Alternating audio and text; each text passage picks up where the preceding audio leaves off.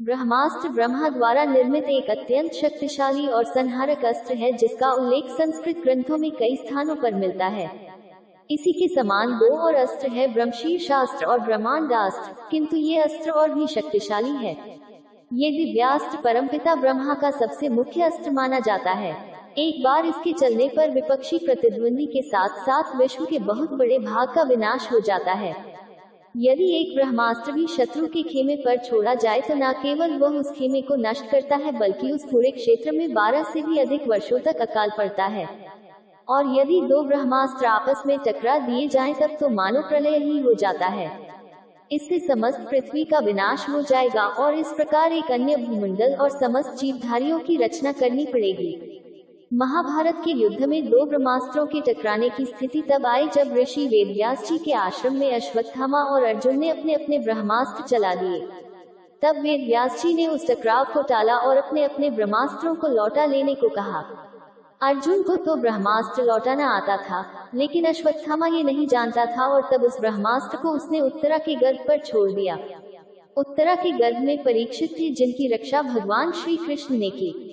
ब्रह्मास्त्र वर्तमान समय में दुनिया जिन हथियारों का इस्तेमाल करती है, प्राचीन ग्रंथों से ही इनकी प्रेरणा मिली है।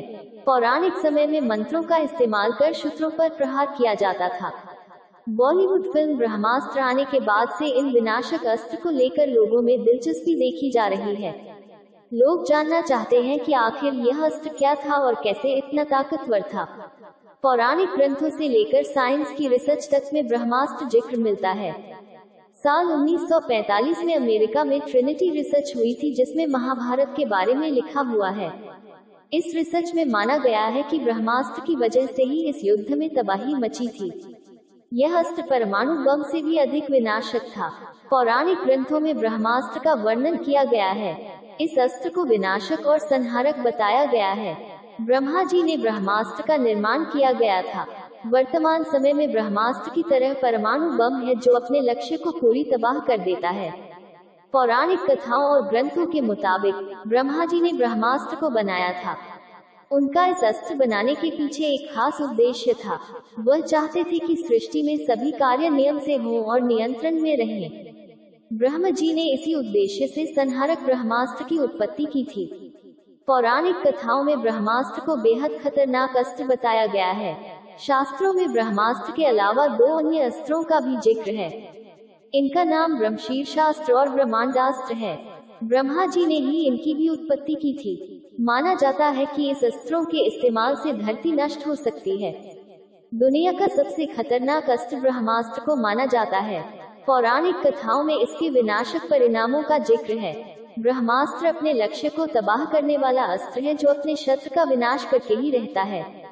इसके वार से शत्रु नहीं बच सकता है। शास्त्रों के मुताबिक इसके वार से विनाश तभी रुक सकता है जब सामने से इसके खिलाफ ब्रह्मास्त्र को ही छोड़ा जाएगा।